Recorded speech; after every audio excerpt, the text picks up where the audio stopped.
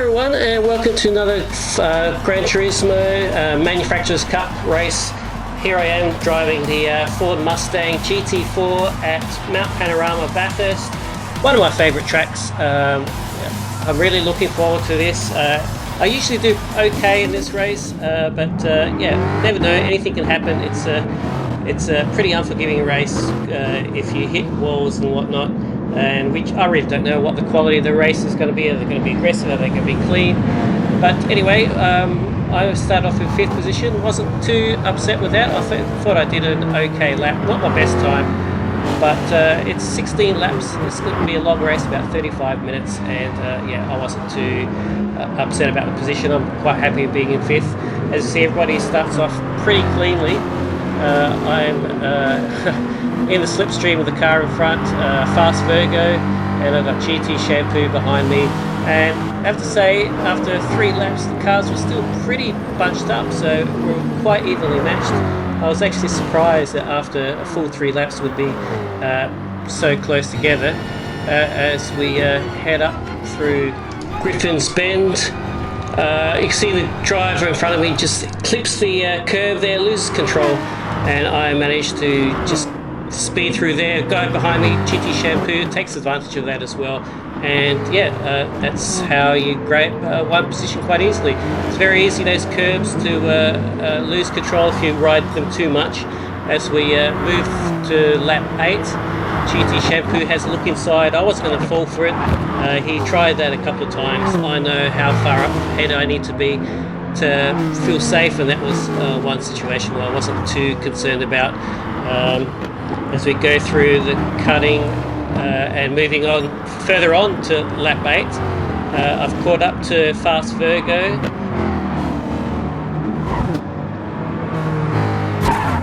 And GT Shampoo just hits the wall, so he falls behind. I don't have to worry about him just yet.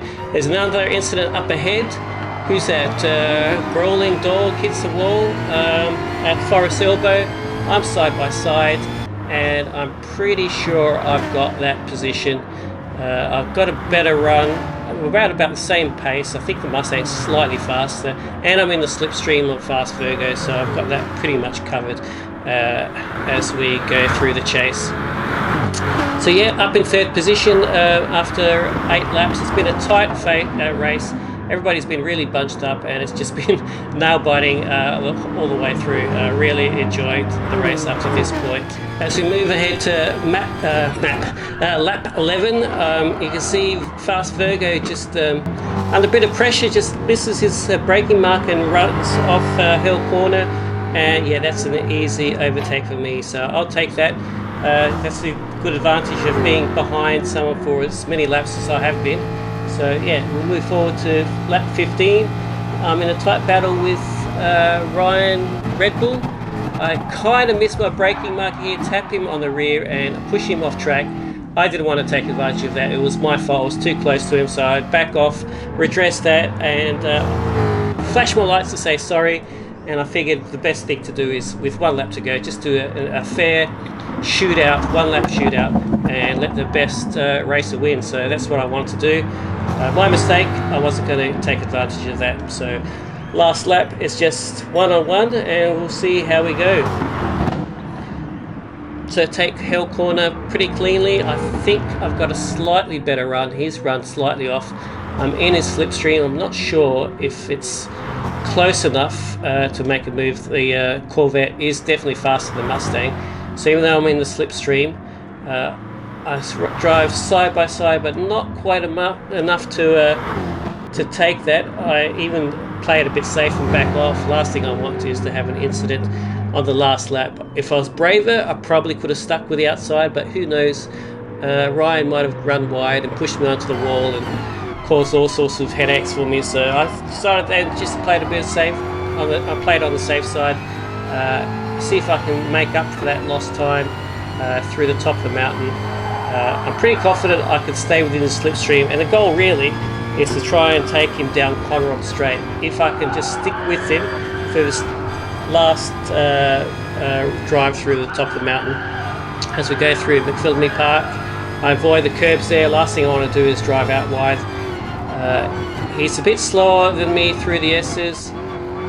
I've kind of make up for it through the dipper there. He sort of screws up, hits the wall, and at this point I'm right up his rear end. I'm pretty sure if I stay here I'll be in the slipstream, and I'll maybe, if with all luck, any luck, taking down Conrod straight. So here we are in his slipstream. I look to the outside, he's got that covered.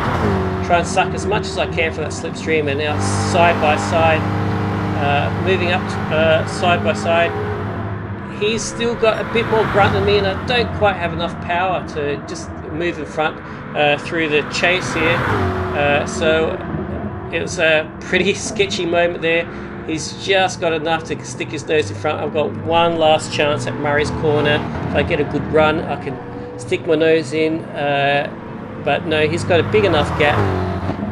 I hope that he maybe screws up here and I get a better run out, but no, he does a good job. And yeah, so there he goes. I flash my lights as well.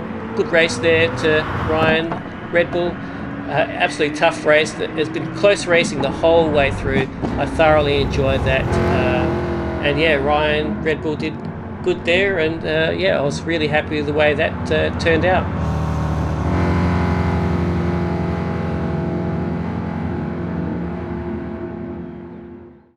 So I did do this race a second time on a second account.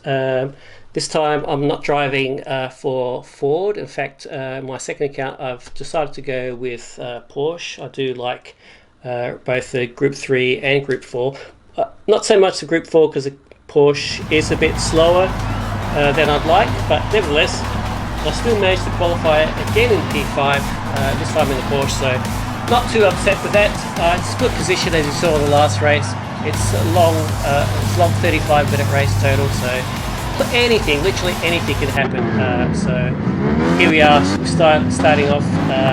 Once again, I'm hoping for a clean first corner, Hell Corner. Had pretty good racing the first time around. Everybody was pretty clean. I made the odd mistake, but I've redressed that on that second class lap. I'm hoping others do the same if there are any other incidents, but yeah, here we go. Turn 1, Hell's Corner.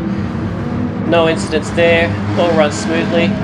I've got all 469 close to my rear. I'm the slipstream of VF19 crash. So yeah, it's going to be interesting to see how we go through here. As we approach Griffin's Bend, I think we're pretty evenly spaced out, so there's no threat of any moves here. We all go through pretty cleanly. Keep an eye on bolts of lightning though. He hits the wall and just totally loses it. I've hit my car in that same position many times in the past. But yeah, his loss is my gain, and I make up 4th position. Moving forward later on to that same lap, we're all evenly spaced out. I'm so far quite happy with how things are panning out. No major dramas. Orr makes a move. He locks his brakes. I saw him coming and I panicked and I sort of lost control there, hit the dirt. I don't know how I managed to hang on to that, but I did, luckily. So I only lost 1 position. Could have been a lot worse. But yeah, now I've got Froggy in the Aston Martin behind me. Much faster car than Porsche, and I'm really worried that as I make the turn through Hell's Corner, he won't catch me, but he did it. I managed to still keep my position. Here we are on lap 3, top of the mountain. Things going okay up to this point. We see an incident up ahead. I'm not sure who that was. That was all 469, hits the wall right in front of me. I worry that he's going to unghost in front of me, and as a result I run off into the runoff area. The game deems me as taking advantage of the runoff area and gives me a 1.5 second penalty. I tried to not press the gas to avoid gaining any sort of penalty, but no, the algorithm deems me to have gained 1.5 seconds, so getting this penalty down Conrod straight is just absolutely shocking. It slows the car right down. All the other cars are at full speed down the hill, fastest part of the track, and I dropped from 4th all the way to 8th. just one car after another. But the dramas don't end there. There's a bit of argy-bargy. I'm not sure what Wildcat was thinking. Hits me. I'm lucky to keep control. He flashes me for whatever reason. There's more incidents in front. VF19 has an incident. He goes up behind me, luckily. And even better still, I have bolts lightning with a 1.5 second penalty in front of me. So from 4th dropping to 8th, and it looks like I'll gain bolts position back up to 5th, all in the space of half a lap. Absolutely madness. Just pandemonium. I can't believe I've ended up in 5th after that. So yeah, we'll move forward to lap 5, still in 5th position as we head down the chase. And it looks like there's an incident. There's some guy's driven straight. Who's that? That was TSNT, I think. It looks like he missed the brake marker and just drove straight ahead as if that's where the road went. But I hate to think how long it took him to get back on track. That was just absolutely crazy. But yep, I'll take that position, P4, as we move over to move forward, I should say, to lap 6. I'm still within touch of the top 3. Marshy's in front of me, probably about a second and a half in front. That's okay. The Porsche's really good up this part of the track, so I'm confident I'll catch him.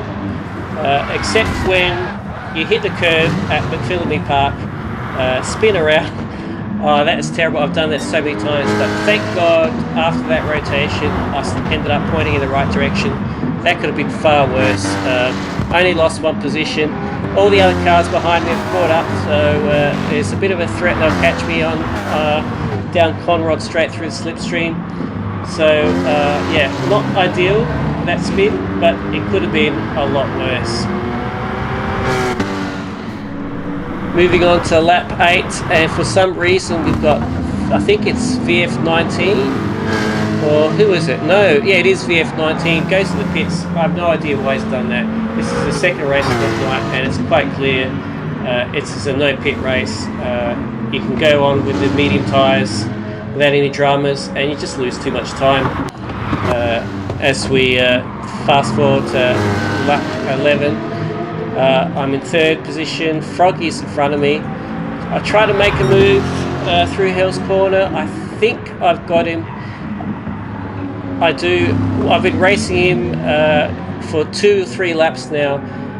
I'd catch up with him up the top of the mountain. He'd race away along the Tooth race because that accident is so quick. And yeah, I knew when he was in my slipstream that I pretty much wasn't going to hold on to that position, so I didn't bother taking a defensive line. I knew he had the power to overtake me, so yeah, I just have to just worry about catching him on the downhill. Move forward to lap 14. We're still fighting with Froggy. It's the same old thing. I catch him at the top mountain. He'd pull away along the straights, even in his slipstream, because the Porsche is just not quick enough. But yeah, it's been a hectic few laps. I'm wondering how the hell am I going to pass him. He hits the wall there, loses some momentum, he hits the wall the second time. In fact, I get in his slipstream, and just to show you the lack of power of the Porsche compared to the Aston, I'm fully in his slipstream. Watch this, I move aside, and I just do not have the power to overtake, even in the slipstream. That's just how hard it was. That was just the same old, for about 6 laps now. I just have no way of getting past him until this point where he just loses it. I managed to get a better run and I'm side by side as I approach Hell's Corner, and I think I'm going to take him here, and I do. So the problem now is, can I get a decent run off through Hell's Corner so he doesn't take advantage of me on the slipstream? So fingers crossed I get a better run through here, because if he gets in my slipstream he's going to pass me just like he's done previously. But it's lap 15, and this time I decided to play it defensive. I'm going to not let him take this as easily as the last time, so I'm going to force him to go on the outside, and hopefully if I'm lucky I can hold on position. I've There's no way he could have gone. There's a bit of a rub there, nothing too bad, and I've managed to hold the position. And at this point, I'm relieved because I know I can pull away from him as I go through the cutting there. I can pull away at least a second, far enough away that he cannot take advantage of the slipstream. So, provided I don't stuff up this part of the mountain as I have earlier on, I think I've got this in the bag. But yeah, we move forward to lap 16. I've opened up a gap with Froggy, but just not enough time to catch Orr. He's had a free run for most of the race, and yeah, that's my second race in P2. So considering how much drama I had in this race, I'm quite happy. The result was P2. So 2 races out of 2, P2. So yeah, I'm satisfied with that. That was a good night's racing. I really enjoyed driving here at Bathurst. One of my favourite tracks, and yeah, I had a great night with great results. So yeah, looking forward to the next round. So I hope you guys enjoy this really cut down version, just the highlights. I'm sure you didn't want to sit through 2 races of 35 minutes each, so this is just the abridged highlights version of 2 races. I hope you enjoyed that, and yeah, hopefully we'll catch you next time. Till then, take care, and we'll see you then.